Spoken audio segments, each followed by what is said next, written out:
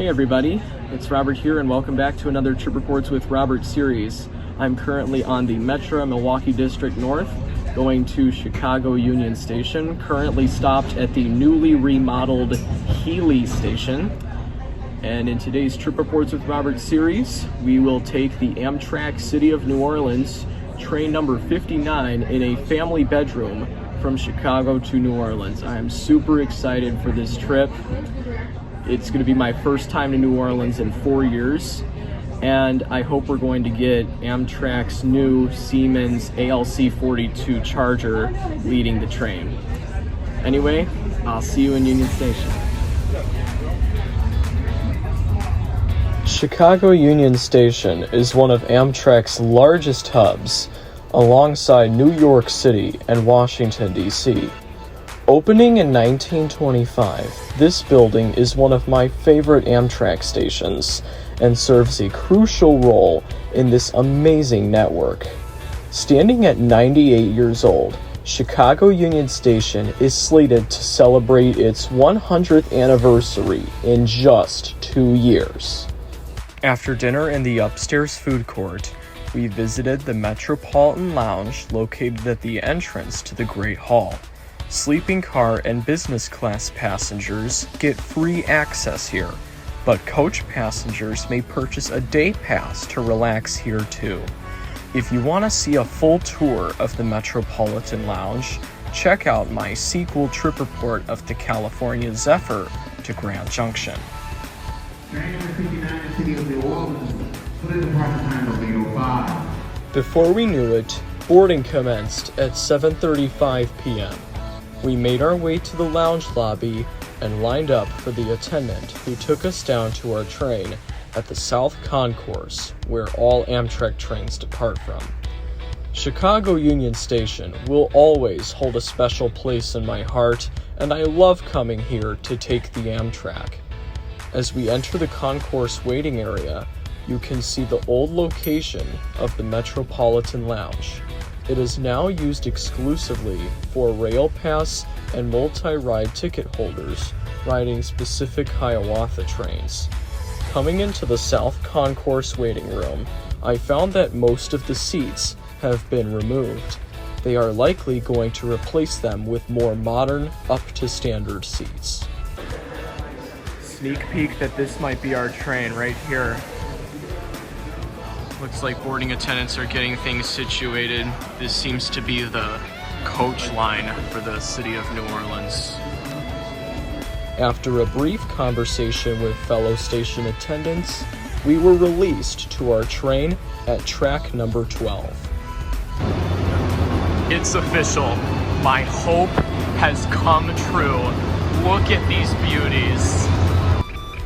The ALC-42 is the newest addition to the Siemens Charger family, dedicated purely to long-distance overnight routes. It made revenue debut on the Empire Builder in February 2022, and in chronological order expanded to the City of New Orleans, Coast Starlight, and Capital Limited over a year and a half. Eventually, every Amtrak long-distance train will have these engines, just like the SC-44s in all Midwest and West Coast intercity lines, which they used for the past 4 to 6 years. Amtrak is slowly shaping a new era of travel, and much more is coming, including Avelia Liberty on the Acela next year, and Amtrak Aero train sets on all non-California intercity trains in 2026. Siemens Venture cars will also be coming to the San Joaquin service in the near future, a route serving Oakland, Sacramento, and Bakersfield in California. Behind the Chargers, our passenger cars included 3 coaches, the observation car, dining car, and 2 sleepers. So we had to walk all the way down to the rear of the train, where our sleeping car attendant was waiting. We were in the second to last car, 5900, the lone regular sleeper on train number 59. After checking in with our attendant, we hopped on board and entered our home for the next 19 hours, the family bedroom. Please remember, all of your meals from the dining car, they are included with your room. Also included is one complimentary alcoholic beverage for each ticketed sleeper car passenger that's 21 years and older. And also, ladies and gentlemen, on this train, on train number 59, the city of New Orleans, we no longer have a full-service dining car. There are no waiters or chefs aboard the train. Once again, ladies and gentlemen, we no longer have a full-service dining car. There are no waiters or chefs aboard the train. So the way we operate during our meal periods is we'll take your orders at your room. Then we'll prepare your meals in the dining car. Then we'll deliver your meals to your room. And you have the option to eat in your room, or you can take your meals and seat yourself at one of the tables in our dining car. Backing into Union Station right now is train number 48 and 448, the Lakeshore Limited, that's going to go out east from Chicago to New York City and Boston, splitting in Albany. It is currently 8:06. We should have departed a minute ago, but I don't know what's holding us here a little bit longer. We ultimately departed, backing up at 8:08 p.m., just 3 minutes off. There is currently no direct connection between the Amtrak Chicago terminal and the Canadian National tracks we'll be coming onto. So we have to back out just past that line, stop to switch directions, and diverge onto Canadian National territory to get on our way. As we emerged from the Union Station tunnel, check out the beautiful Chicago skyline and some Amtrak equipment that is stored in the yard right here.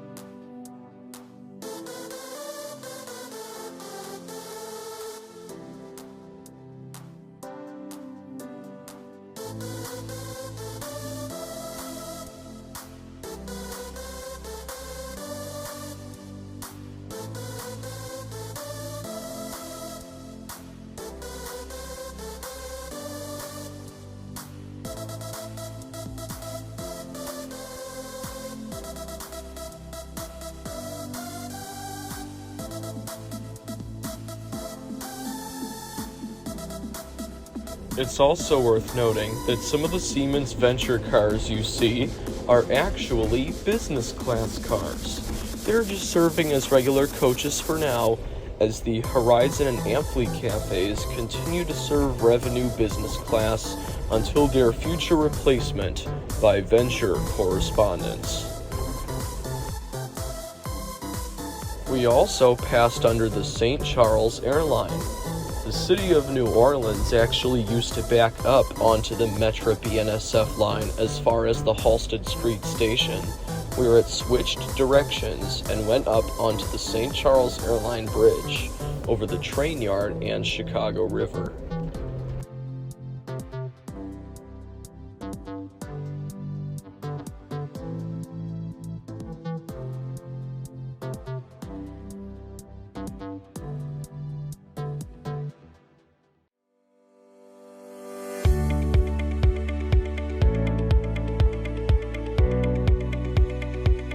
We crossed the Pennsylvania Railroad Bridge over that river, then shortly after switching directions, we merged onto our Canadian National tracks that will be on all journey long. We eventually caught up with the St. Charles Airline and crossed over Metra's Rock Island District line, serving LaSalle Street Station and Joliet. As we trundle through the near south side of Chicago, it's worth noting that there are two intercity Amtrak lines that run with the city of New Orleans between Chicago and Carbondale, those being the Illini and Saluki. The Illini and Saluki are one of two sets of routes where there are two different train names that travel on the exact same route, serving the same two termini. the other being the Carl Sandburg and Illinois Zephyr between Chicago and Quincy. Just like the city of New Orleans, both the Illini and Saluki use superliners. This is because the Canadian National Railroad that our train runs on has policies requiring trains to be long enough for signals to recognize them and heavy enough to activate crossings. Superliners met this criteria more than the Horizon and Amfleets did, even despite adding 3 extra cars for the sole purpose of providing more axles to the train. Amtrak is actually constructing a new bridge over the Chicago River that will allow for direct connection from the St. Charles Airline to Union Station without having to execute that time-consuming reverse move in and out of there. Anyway, we joined the Metro Electric line with Soldier Field in the background, where Ed Sheeran was performing. We traveled underneath McCormick Place and will run on the Metro Electric as far as University Park, where it terminates. 45 to 50 minutes in, we made it to our first station stop of Homewood. This station is currently undergoing renovations, with drastic improvements coming in the end. After leaving the Chicago suburbs behind, we started passing through the mostly farmland-dominant Illinois countryside, which I didn't need to show, but as we departed our second station stop of Kankakee, the second and final night of the Merchant Street Music Fest was underway with a concert right at the station. Here's the Kankakee River as well.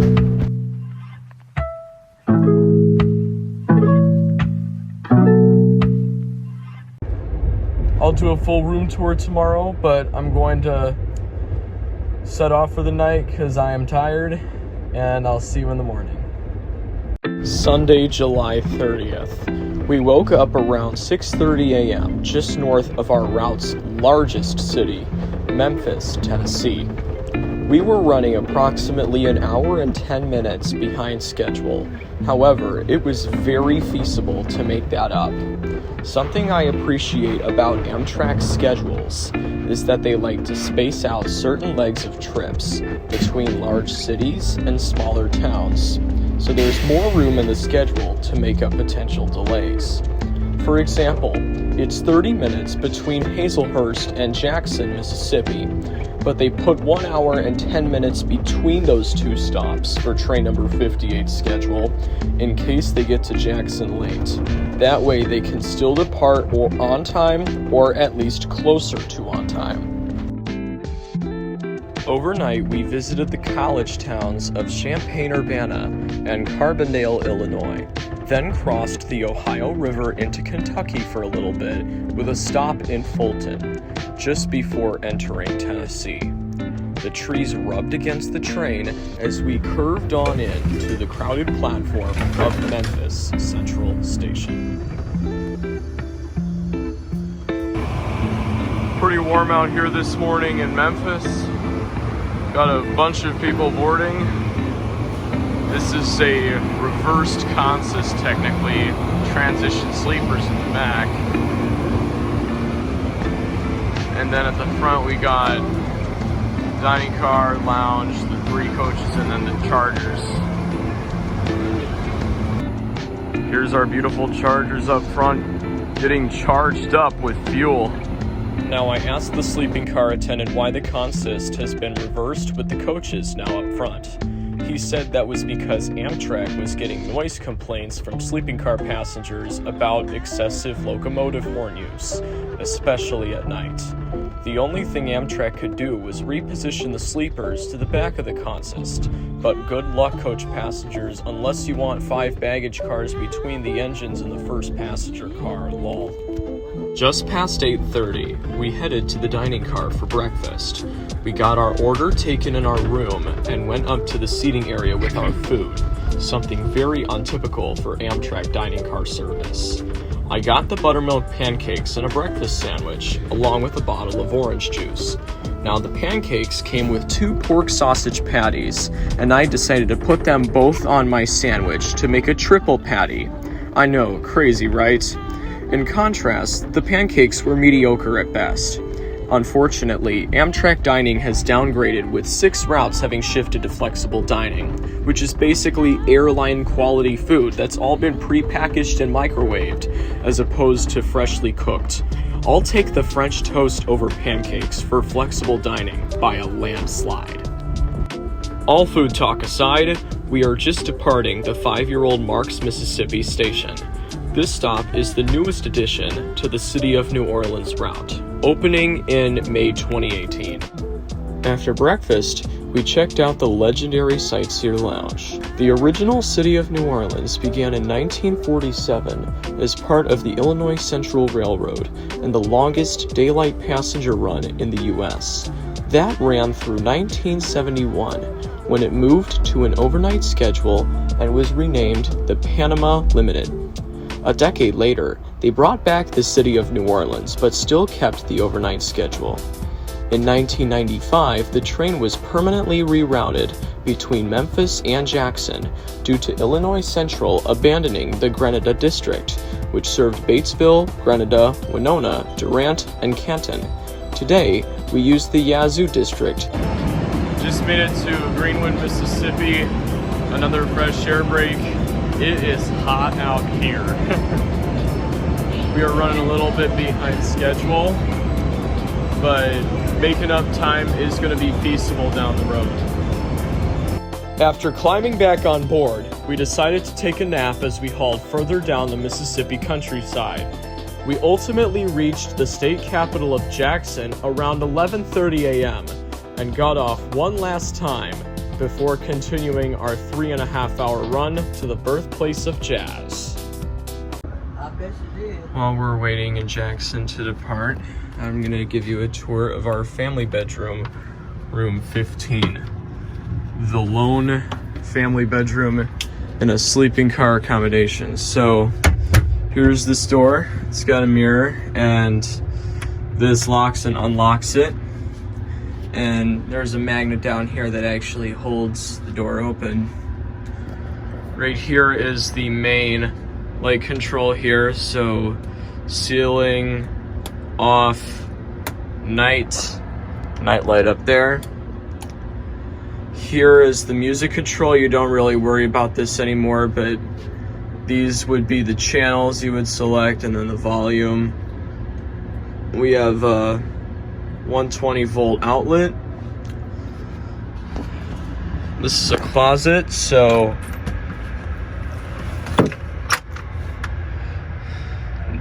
not really wide, but up here we got a bunch of towels and washcloths. Back there are some shower items like shampoo and vice versa. Small storage area, again, a little narrow. Tissue box, safety card, and a trash can. And there are 2 windows in this room, one on each side, and there's also 1 table per window. I'm gonna fold this one down. It's slightly harder to handle than the Viewliner, but yeah, there's not much space in between actually this flap and the wall, so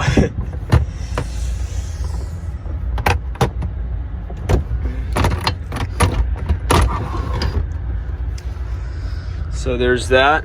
And pretty much along here are just reading lights and attendant call buttons. We got that and a climate control as well. Air conditioning works great on Amtrak. And this here is the big sofa. It takes up the entire width of the car. A third of it is folded down in night mode. We have 2 bunks. This one is non-exclusively for the kids. Down here, we also have this seat. The seat back right here is permanent. It doesn't move, but that you can actually fold that seat back up if you need more room. But down here is actually that little metal bar that you need to have down if you're gonna sit there Otherwise, the actual seat will be down. So once again, this is third of the couch that is folded down for nighttime. And if this entire thing were a nighttime configuration, literally the entire room would have a small backwards L shape with beds, both on the upper and lower bunks. So yeah, this family bedroom is amazing. I'm glad we booked this. Once again, this one takes up the entire width of the car. You can see out both sides as we depart Jackson. There is no hallway that you need to try to go into in order to get views. So you can effectively see out both sides. And that is the family bedroom tour. South of Jackson, we crossed under the combined I-20 and I-55, as well as US Route 51. This was just before both interstate highways actually split off, going opposite directions.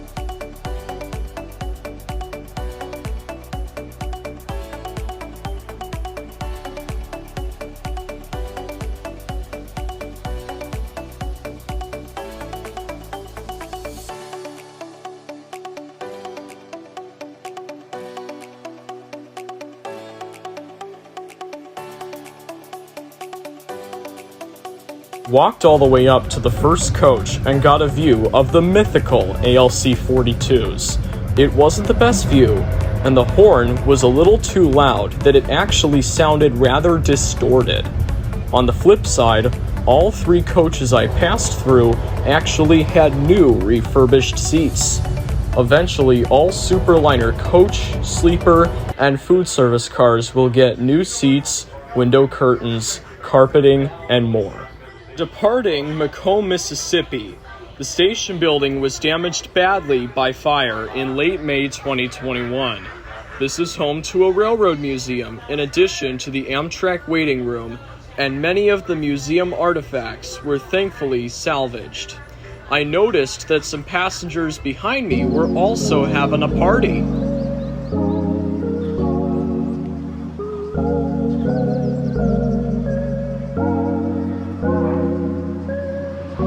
Shortly after crossing into Louisiana, we arrived at our penultimate station stop, Hammond.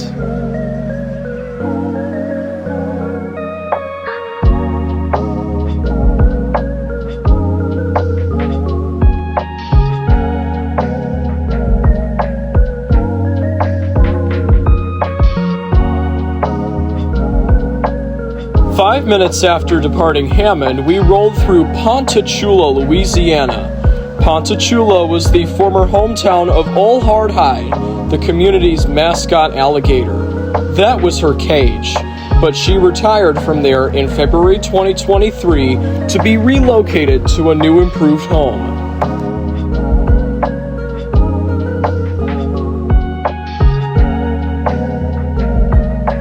Saving the best for last, welcome to the Bayou! Let's take a moment to admire some amazing scenery of beautiful Lake Pontchartrain and its neighbors.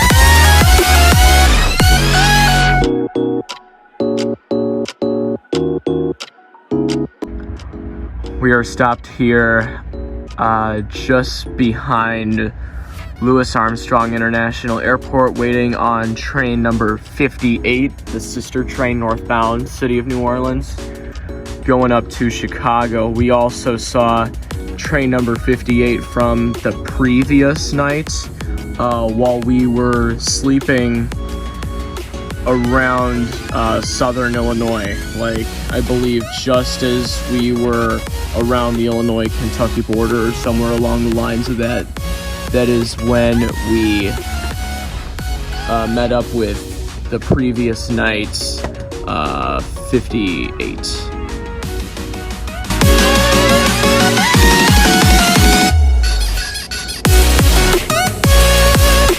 After 58 said hello, we left the swamp behind and finally came into the city of New Orleans.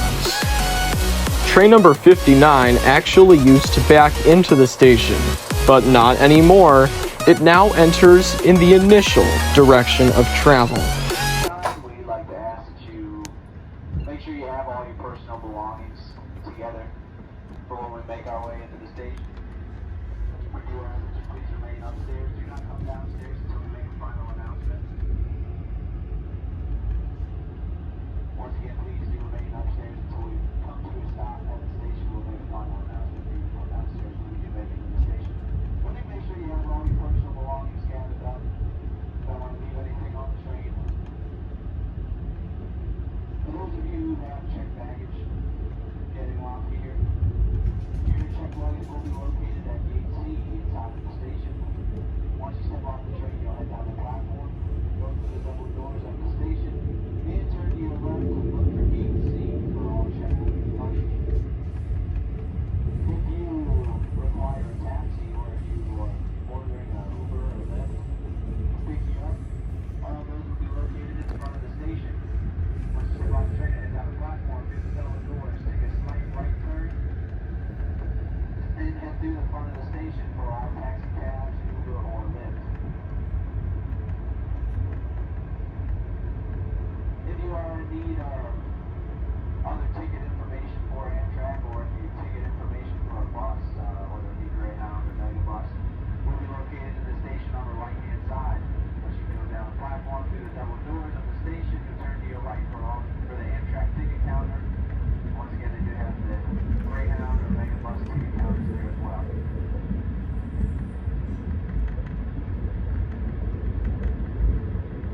Once again, we'd like to welcome you to the city of New Orleans. We'll be having a pleasant ride. Hope to see you again soon. Thank you. Approaching the birthplace of jazz, here are some final thoughts I have. First off, this was a magnificent trip. I loved getting to have the Siemens ALC-42 Chargers leading our train. Dining car operations on this train were simply not what they used to be. Instead of coming to the diner and being seated, your orders were taken at your room and you just eat it there or bring it up to the diner. While the family bedroom was a great experience, the scenery was not as great compared to the upper level. If you're traveling in a large party, I recommend booking something upstairs, like even a bedroom suite, or get the family bedroom and sit upstairs in a food service or observation car for what you want to see most. Anyway, we made our final stop just after 3:25 p.m. From what was an hour and 20 minutes late to 20 minutes early, we were happy to take the train we call the City of New Orleans. We have gone 934 miles when the day was done. Thank you for watching, everybody. If you have any questions or feedback, feel free to drop them in the comments. And for my hand dryer fans, here's a bonus for you. Some 2009 and 2017 Bobrick aircrafts in the station restroom.